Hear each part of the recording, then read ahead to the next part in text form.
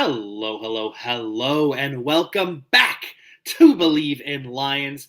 That is the number one Detroit Lions Believe podcast out there with the number one safety for the Detroit Lions, All Pro Glover Quinn, as well as myself at Jaffanaugh87, Jack Kavanaugh.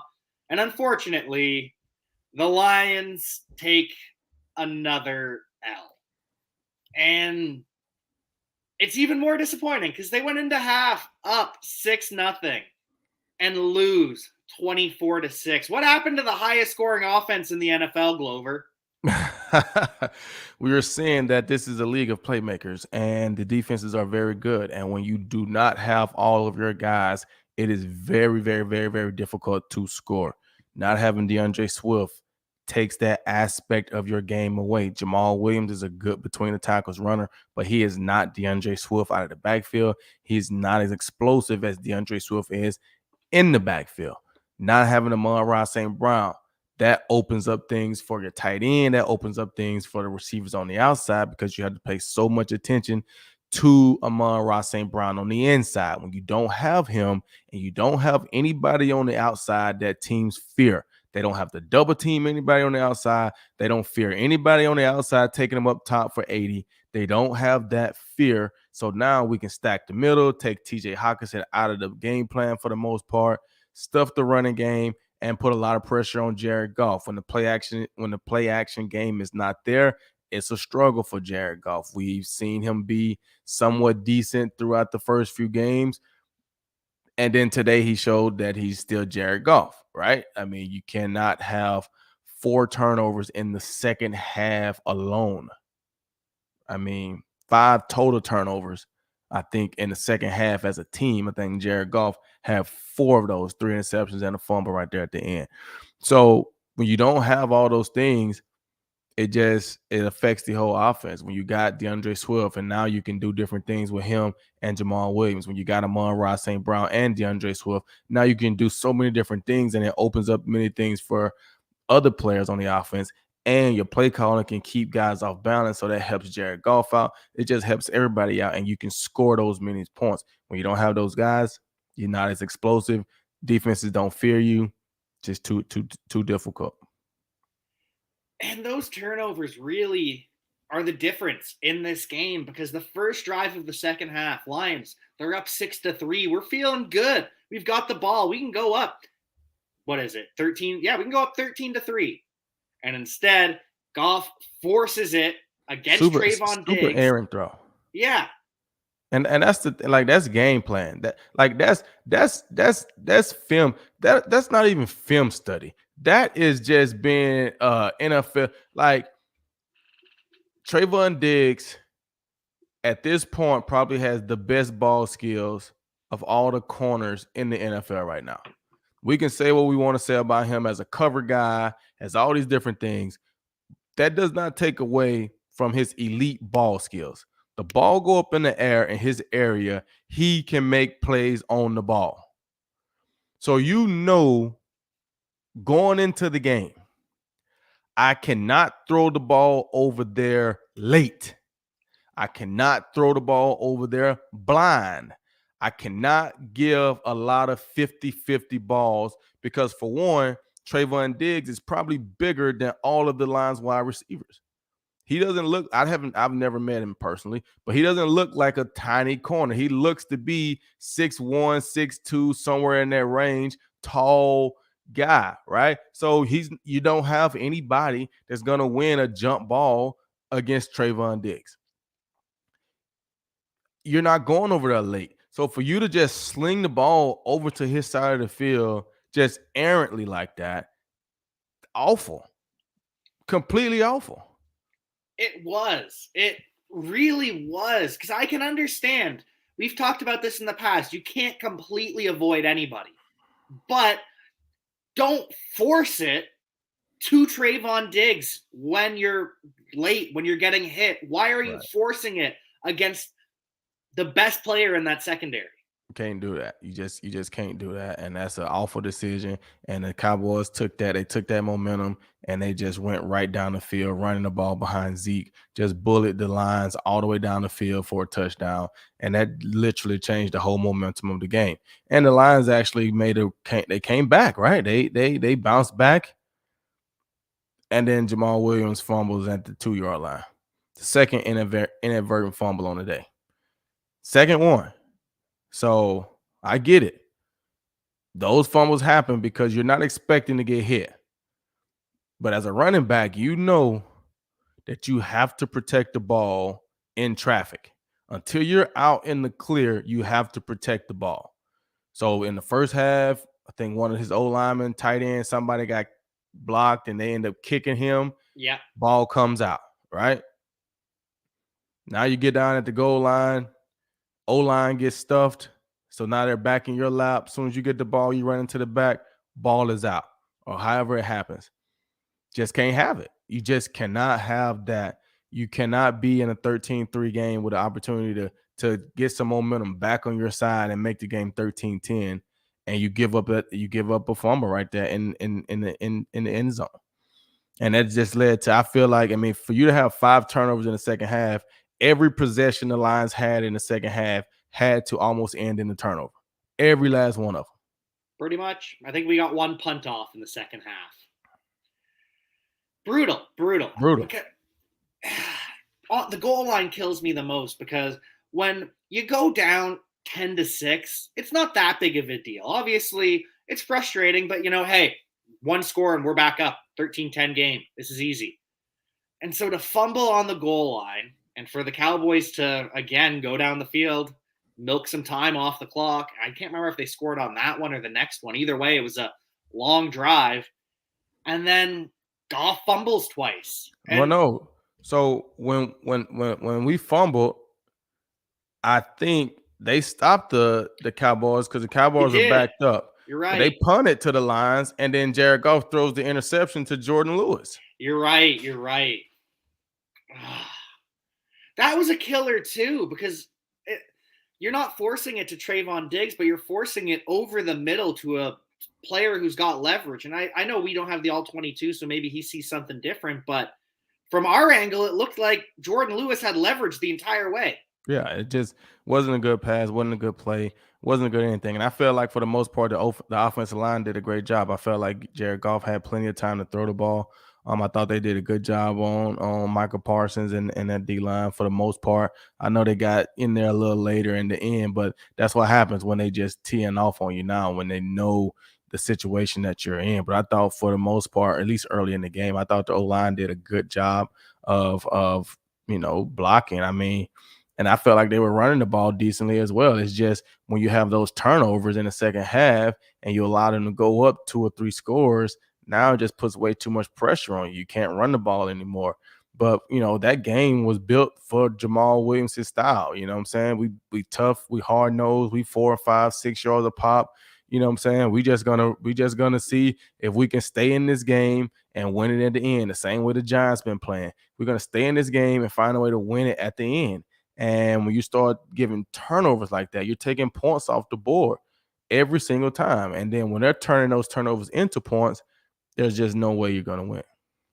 Exactly. You cannot win in the NFL very often by turning the ball over. And you especially can't win as a quarterback who needs things to be perfect around him. Look at Daniel Jones. The Giants are winning because he is not turning the ball over and everything around him is just going well.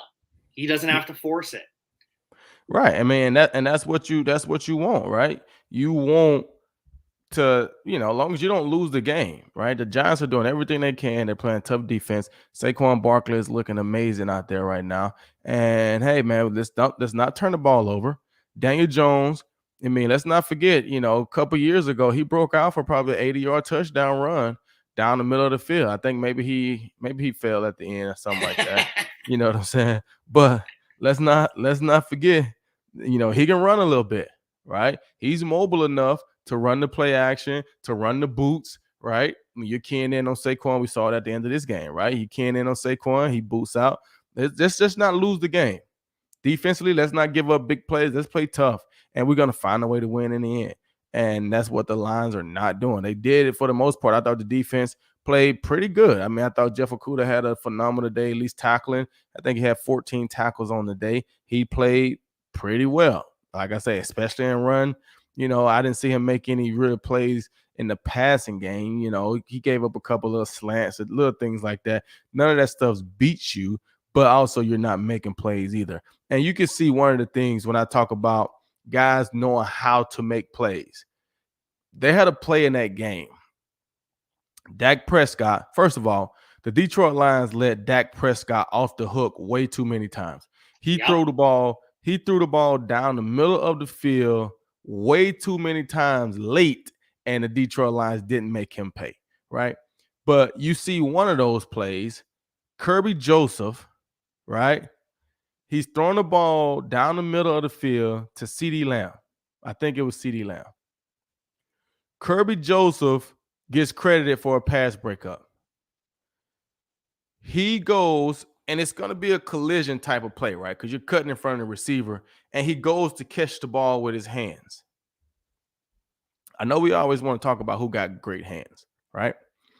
In that moment, Kirby, you need to go up with your body and go through CeeDee Lamb's body and make sure you catch the ball. Because if you just put your hands out there and he just put his hands out there, both you guys' hands are going to hit the ball and it's going to drop on the ground.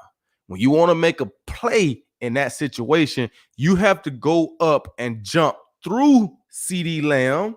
I'm hitting him as I go up to catch the ball, and I'm going to catch it with my body. But when you're not an interceptor, you don't know. You're trying to go catch it like this, you're not going to catch that ball. And that's one player I did want to ask you about is the young safety Kirby Joseph, because yeah, he could have had that interception, but he still made a play, which is something that doesn't happen enough. And he could have made a better play, but at least it's somewhat of one. And then he has the forced fumble later in the game. And so we've been talking about who's that guy in the secondary who can become a playmaker. And obviously, Kirby's not quite there yet.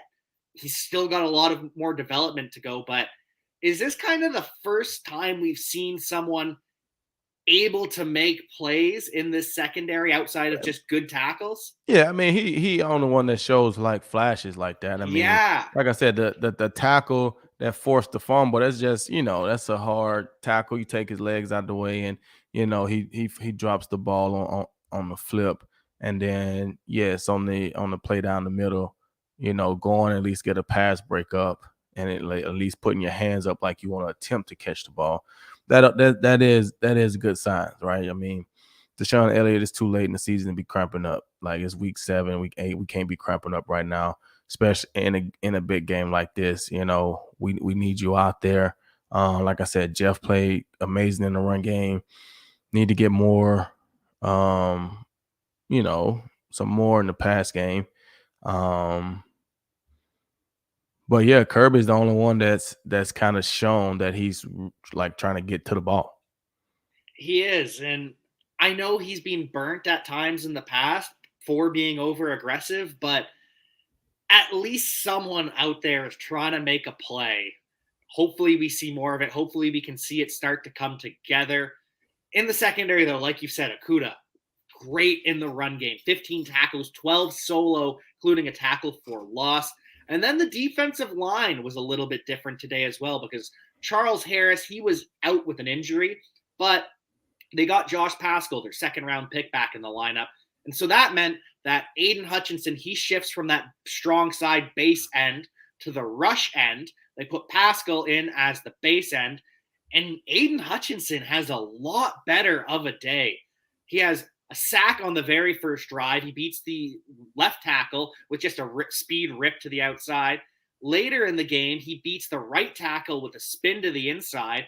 Also has 3 quarterback hits throughout the game. So is that possible that that's all it took, was a little change up of positions for Aiden Hutchinson to be unlocked? Well, when you get to that open side, you take away a guy, right? Yeah. And you allow yourself to be able to do what you do best, right? In college, you probably could play that strong side and you can man the run and the pass. This is the NFL. These are grown men out there. So when Aiden has to play on that strong side, not only does he have to get wider from the quarterback because he got the guard, he got the tackle, and he has a tight end to his side generally, right? Tight end chips you, that makes it tougher to get there, right?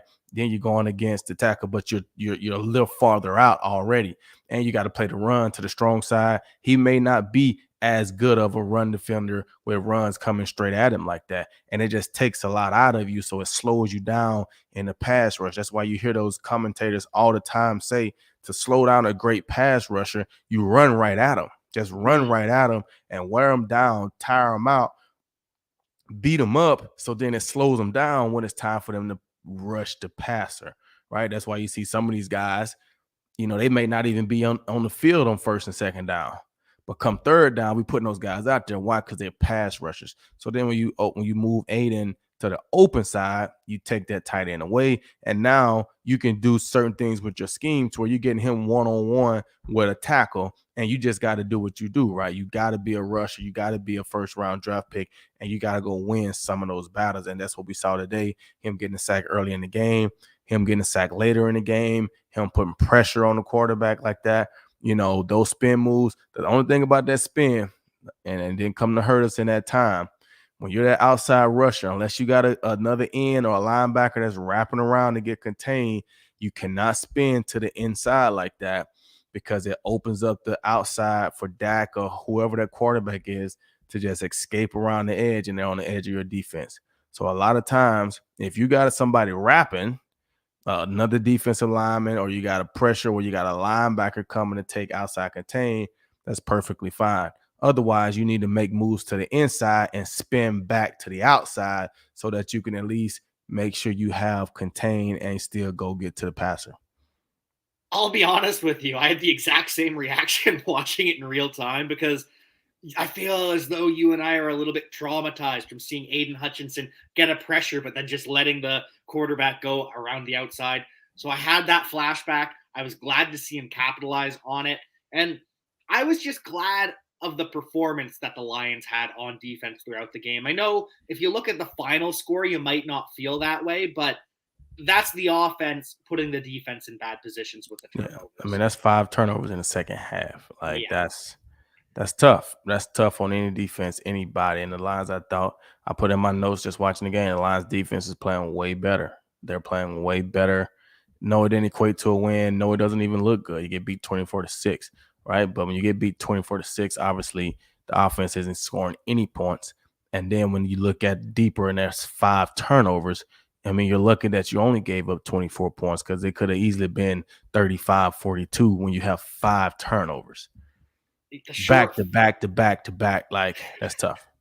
The short fields are going to kill you. So to see the Lions clamp down and hold them to that, I was impressed with it. And here's the thing with sports media is, oh, well, the Lions defense has been bad this year. We must fire Aaron Glenn, the guy that everyone loved last year because the Lions defense overachieved. So it's just, there's no consistency in it. It's ridiculous that people are calling for Aaron Glenn's head already. Do you think this is going to quiet it down a little bit after this performance, or do you think it'll be more of the same? Whoa, they gave up 20. They gave up 24. Yeah, I don't think it's going to quiet it down. And I think they lost 24-6. So people that didn't watch the game and people who don't know, quite frankly, just going to still say they gave up 24 points. Even when Trayvon Diggs caught the interception, they were backed up on probably the 10, 15-yard line because it was a deep pass, and they literally just drove the ball right down the line's throat, right? So, yeah, you gave up a turnover. Your offense had a turnover. Defensively, you go out there and stop them, right? They drove right down the field. Later in the game, they went on another 5-minute drive. They ended in a touchdown by Dak, right? Like, yeah, we can say that, and it is rightfully so. The offense is not putting you in any situations to help you, but that's a part of being on a team, right? What are you saying about the offense 2 weeks ago when they're scoring 45 and you gave up 48, right? Like you got to bail each other out sometimes. That's why I say to be a really good football team, you need to be able to win all three ways. If you need to win that game 9-6, you need the defense to be able to hold up and win 9-6, right? If you need to win a game 2 weeks ago or opening week 48-45, then you need the offense to be able to put up 48 points. Right? When you need a special teams guy to give you a big kick return or a punt return so you can get a field goal to win at the end, or a block punt or some kind of way where you get a touchdown and win it and you can make a play on special teams, then you got to have that. If you're always dependent on the offense to score 40, you're not going to win a lot of games. If you're always depending on the defense to shut everybody out, it's going to be tough. That's why you're a team. So today, the Lions needed the defense to hold up more. They did. The offense needed help today. The last two games, the offenses needed help. They've been without stars. New England Patriots, 29-0. They can't score. We can't give up 29 points. Special teams, we got to find a way to get a turnover. We got to find a way to get a return. Defense, we got to find a way to give our offense a short field. We can't expect them to just do this because we're missing our players. So I don't think they're going to look at this and say, oh, well, the Lions, they defense played okay. They just gave up 5 turnovers. I think it's going to be the same thing. Is it right? I don't think they should call for Aaron Glenn's head. I feel like you have to at some point create some consistency. This is who we are. This is who we're going to be. And we're going to give you guys time. How much time? I don't know. And it all depends on right now, like what I said a couple weeks ago. What did I say a couple weeks ago? Now you're 1-5. And it's November almost, late October in Detroit. It's already snowing out there. It's already 30 degrees in the morning time. Get real cold in Detroit.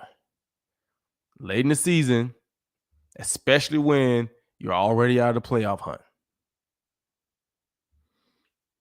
That's what tells whether they want to get rid of coach or not.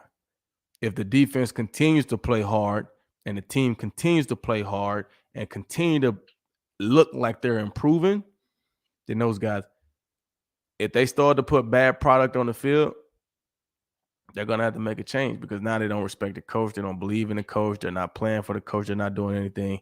And they're going to have to make a change. And then you're going to be in the same boat unless they hire. I ain't going to say no names. I get you. But I ain't going to say no names. No name dropping here. We don't want to throw anyone under the bus, but I think we know. However, I agree completely. You need this consistency. And we just saw this with the Panthers with Matt Rule, where in his third season, he lost the locker room. So they fired him less than 3 years into a 6-year deal. Dan Campbell, I believe his deal is a 5-year deal. It could be a 6, but I think it's 5. And with that in mind, the Lions ownership said, hey, we're giving you a 5-year deal because we understand that this is going to take some time. It's going to be a work in progress. We all got overhyped because of the preseason and Hard Knocks and all of that, but have to remember what the intention was. And so as long as the locker room is not lost, you just have to wait it out and kind of see what happens. I know it's frustrating seeing Dan Campbell lose in his return to Dallas, where he was a captain, mind you, so that's probably stings a little bit more for him. But I really don't understand calling for anyone's job on the coaching staff right now. On the other hand, though, the other thing that now fans are calling for after this game is a new quarterback in 2023. People were willing to give Jared Goff his chance. They were willing to see, especially early in the season, see how it went. But after the last couple games, it feels as though won pride. And this is just what I'm seeing online from fans, hearing from my friends who are Lions fans. People are frustrated with Jared Goff, and they're already starting to look at the college quarterbacks, Bryce Young, CJ Stroud, Alabama, and Ohio State. So what's your message to the fans with that kind of mentality? And what do you think about Jared Goff going forward? Well, I think, we're seeing exactly who people are. And I think when you're winning or when you're supposed to win or when you're playing well, some things are overlooked. When you start to lose and the way you lose, it magnifies things. So we get it, Jared Goff. You've been without some weapons last couple weeks. That's when we need you to be great. That's when we need to see a little more fire, a little more energy, a little more passion, a little more something to get the guys going. We can't see a stale performance against New England and score 0 points. We can't see another stale performance today and have 4 turnovers. You can be stale and quiet and all that stuff when you're winning. You got your players and you don't have to do much. You overlook it some. When you don't have that, we need you to create more energy. We need you to create more fire under the guys. But that's not who you are. So you're not one of those guys that's going to make us believe when there's nothing looking like worth believing in. You know what I'm saying? Like, you have some of those guys that even when it don't look great, you're like, you know what? He gonna figure out a way. Like, he gonna do something because he just ain't giving up. He played too hard. His passion is just like he's gonna find a way to do something. Jared Goff is like, nonchalant, this and that. And I know the fans or the players always say, my teammates know who I am. They know how much I care. They know this, they know that.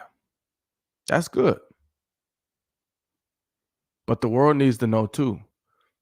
Because if not, there's so much pressure from everybody calling for your head that it makes it difficult for you to focus. The teams hear it. They're not deaf. They hear it. The coach is getting asked about it in his press conferences. You know what I'm saying? Like, yeah, your teammates know, but the world doesn't know. The world doesn't see you. You know what they see? They see Tom Brady showing some passion, even though they're getting smacked. They see him getting mad and cussing and doing all these things. They see Aaron Rodgers dropping F-bombs and all these different things. They see these other quarterbacks that looks like they're trying. They're trying to get guys going. We don't see that from Jared. So why believe in something that's not there? So then now you sit here and say, well, the Lions are 2 years behind because they could have probably made a move last year and got somebody as a quarterback. But they stuck with Jared, so you lose this year. So now what do you say? You don't want to tank, do you? You want to tank. So do you take a first-round quarterback next year? Well, then you got to give him some time because he's going to be a rookie. And as we know, it's very difficult for rookies to just come in right now and play. The best rookies that come in right now and play are the 3rd or 4th rounders that end up going to good football teams.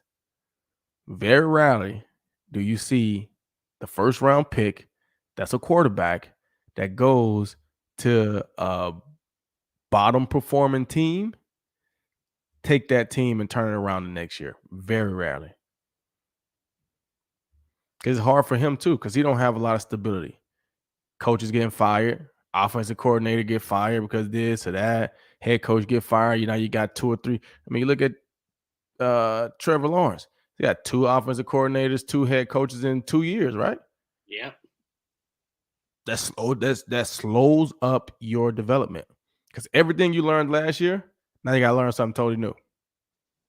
So now this is your first year in the system, but it's on your 2nd year in the league. You're still trying to learn how to play in the NFL. And you having to learn 2 completely new systems. The best ones that you see are the guys, the 1st rounders that go late in the 1st round, so they go to decent teams, or the 3rd or 4th rounders, like the Russell Wilsons, that go to a good football team, and they don't need you to be much. They don't need you to be the savior. They just need you not to lose it. And so I kind of wonder with that in mind because Goff is under contract for next year. So there is a chance that they do draft a quarterback and have him sit behind Goff to start the year. And it's also interesting because the offensive line is so good and they are under contract for a while. They do have the weapons in St. Brown and Swift. Maybe Chark comes back. Hawkinson's going to be back. So there's a chance that this whatever rookie quarterback would be buoyed by the talent around him. And maybe it's a different style of not losing the game because at times it feels as though Goff is now losing the game for us, not just managing it. So I don't know. It's going to be interesting to see how this season develops. And back to Goff for a moment. When you talk about leadership, there's all sorts of leaders. You get the leaders like Joe Montana, where he's ice cold, but he just has this feeling around him where he can calm down the entire team by pointing to John Candy in the stands. Same kind of thing with Joe Burrow and Justin Herbert, where it's, hey, these guys, they don't say a whole lot, but you just feel it coming off of them. You can see the magical throws that they can make. Goff just has none of that. And so I don't know where you go from here. It's going to be interesting with the draft pick, too, because right now there's only 3 teams with only 1 win. The Lions are one of them. The Texans are one of them, but they've got the tie, so they're up on the Lions in the standings. And the other is the Raiders, who are playing the Texans today. Right. Because the Panthers somehow got a win, and I thought they were destined to not win a game the rest of the year. Yeah, and unfortunately, I know this is the Believe in Lions podcast, but unfortunately, unless the Lions can get back to full strength quickly, I don't know when they get another win. Yeah. I don't know when they get another win. Because like you said, early in the season, when you have those playmakers, when you have DeAndre Swift, Jamal Williams, Amon-Ra St. Brown, you have those playmakers, yes, Jared Goff can just be a manager. When those playmakers are gone and you need Jared Goff to be big time, he's not that. He's not that. The course of history has shown that he's not that. Right? I mean, I was just talking to my brother-in-law and I was just like, if a guy is a consistent 285 batter, he may start out the year on an 0 for 15, 0 for 18 slump. But by the end of the year, he's going to be done worked his way back up to be around 285. Because for 10, 11 years in a row, that's where he's been.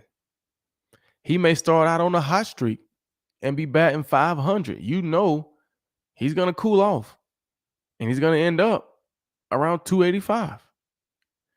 Jared Goff is going to be who he's going to be. He's shown us that year in, year out.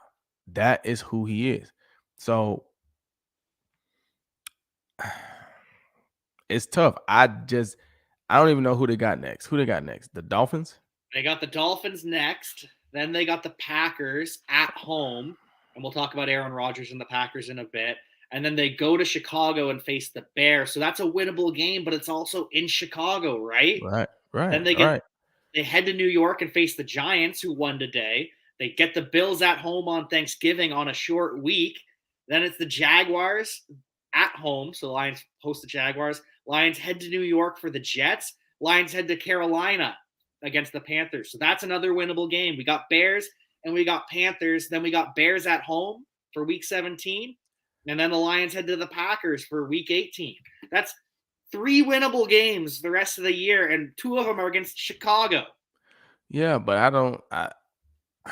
I'm being gracious with the winnable too, is the right. thing. Like it's gonna be tough. And I mean, I remember us going through this early in the preseason, looking at those games. It's like, oh yeah, they'll beat Chicago. Oh yeah, they'll beat the Jets. Oh yeah, they'll beat Carolina. Carolina played a great game. Carolina smashed Tampa today. Who knows? They might be like, they're showing signs. If the Texans go and beat the Raiders or they play the Raiders tough, I don't know if I got to do my power rankings this week, but I think the Lions slide some more. Carolina won. They get bumped up probably. Commanders won. They get bumped up. I mean, the Raiders beat the Texans. but it's a close game, one of them's still going to have one win, but they may be better and more competitive than the Lions. I mean, it's just difficult right now, and it's very heartbreaking for me. Like it's tough. It's tough because I want to believe in the Lions. I want those guys to do well, and they're literally not showing it. We can't want it more than they do. We can't will it upon them. It's something's got to happen at some point, and it's frustrating.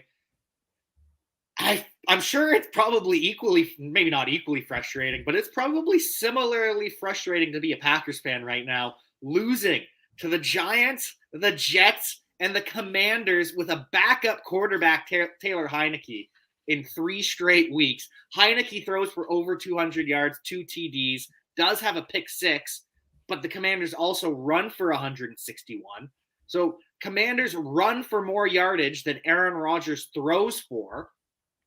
Rodgers has the 2 touchdowns, and they only run for 38 yards. They don't even bother at the end of the game to try a Hail Mary. They go for the little laterals, the dink dunk. You know what I'm talking about, the schoolyard BS that we see from Longest Yard. Is Rodgers' ring finger bothering him more than he's letting on? I was about to say, I think the thing that we're seeing more so than the Packers just losing or getting beat by the Jets or getting beat, we're seeing that Aaron Rodgers, because at one point in time,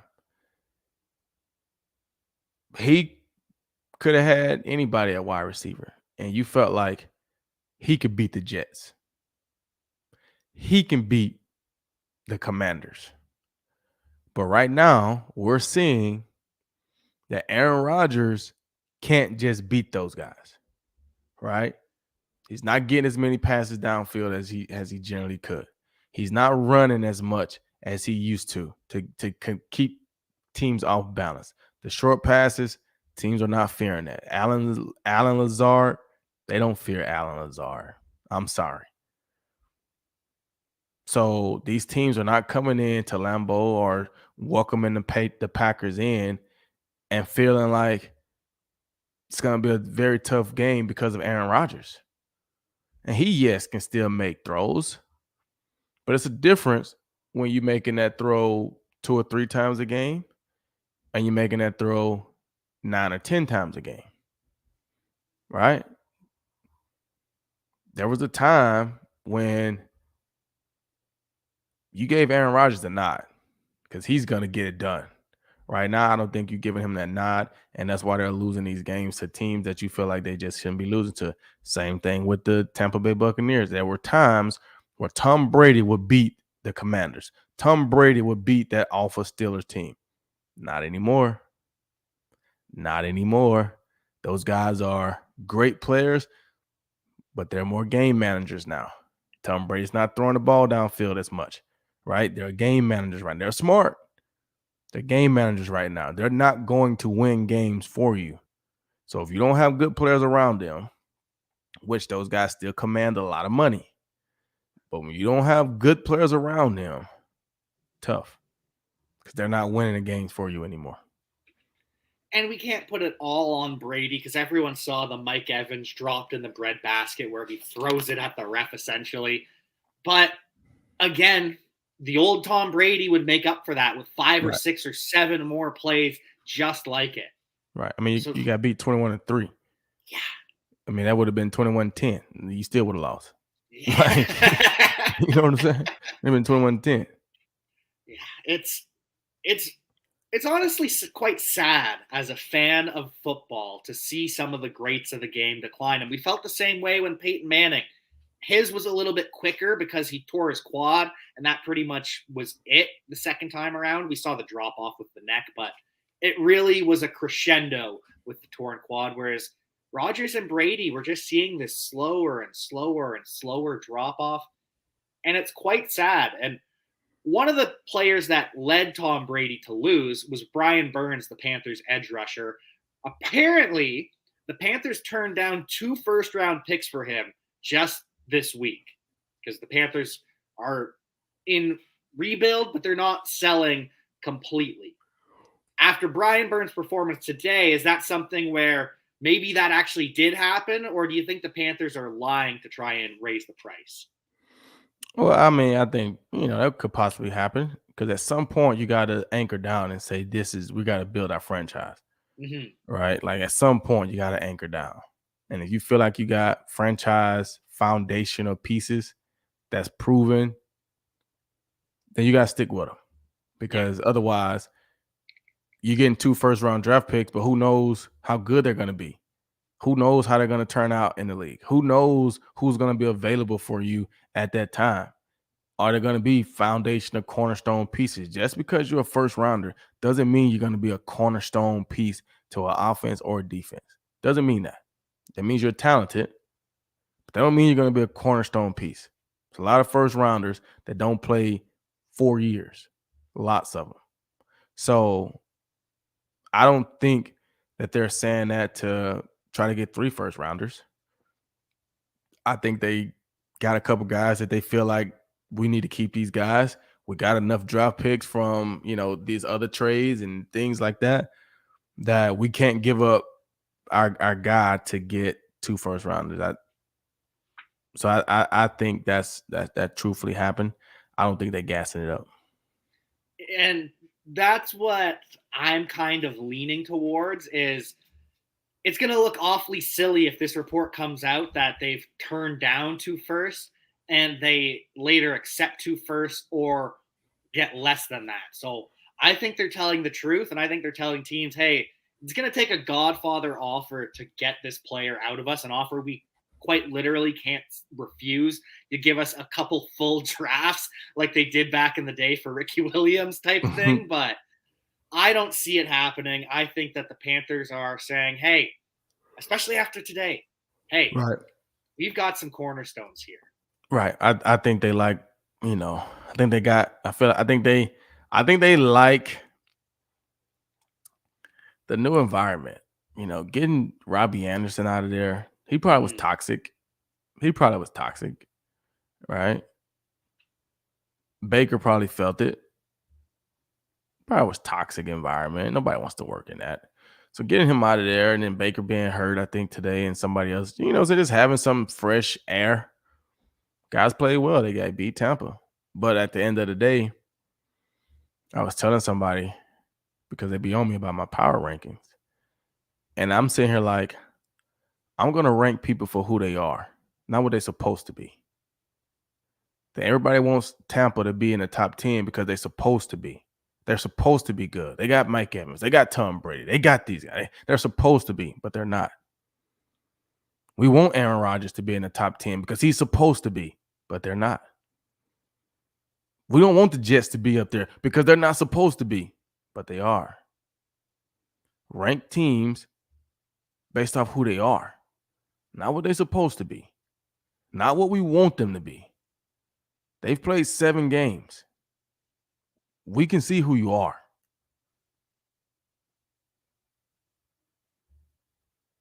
That's how I feel about it. There's enough information out there that, yeah, we know who these teams are. And so with that in mind, do you have any final thoughts on who any of these other teams are that played today? Any of the teams that are playing tonight, this afternoon, tomorrow?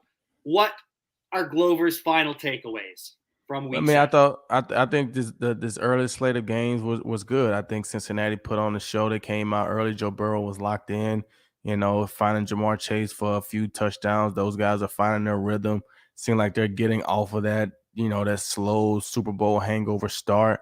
They got explosive guys offensively. Defensively, they can get stops. Joe Burrow is cool. We've always known that. So those guys look to be hitting their stride right now. And Baltimore snuck and got a win today. They didn't play great against the Cleveland team, but that's going to be a tough game. Always division games. Cleveland's been playing tough, running the football. I don't know what kind of kick that was at the end of the game, but Baltimore snuck out of there with a win. But we're seeing some of those same things creep up on Baltimore, being ahead in the fourth quarter and letting teams back into the game. So I don't think you can continue. I don't think you can survive, and they haven't survived those games against good teams. They beat a Cleveland team probably because they're better than Cleveland. But when you playing Baltimore, you playing Cincinnati, you playing some of the better teams, you're not going to get away with that. So I think if Cincinnati can continue to do what they're doing, they're going to end up winning that division. And then Baltimore is going to be fighting for for a wild card spot. I'm interested to go see what the Jets look like, coming off a big win last week. Can they keep that up and go and win a game that they should win against a Denver Broncos team without Russell Wilson, right? Can they go and win that game like they're supposed to? The Giants, they found a way, right? People underestimate Jacksonville. They've always been a tough defensive team, and they scrappy. So it's not like the Giants are going to just go in there and run away with it and blow them out. But they found a way to win another football game, and they're just building more character, more team, whatever, to find ways to win tough games. So I think we saw that. I talked about the Commanders. They found a way to get a win. They beat Green Bay. Carson Wentz was out. Could this be Tyler Heineke's Bailey Zappi moment, right? Carson Wentz is out. Heineke comes in. They find a way to get a win against Green Bay, right? Hey man, the Commanders were 2-3. Now they're 3-4. Green Bay was 3-3. Now they 3-4. They're the same record. As bad as the Commanders have been, and as good as we've always wanted, and we've wanted the Packers to be, they got the same record. They're both 3-4. So the way they played today, it could be Heineke's job to lose now. Who knows? So it's been good football today. Very interesting. Good storylines. I think we're seeing good teams be good. I don't think we saw too much bad football. I don't remember seeing any blowouts in the early games. So it's all competitive games. 19-10 for the Titans over the Colts is the closest thing to a blowout, and that's not a blowout. Yeah. Matt Ryan didn't play great. He looked scared. He's throwing interceptions all over the place.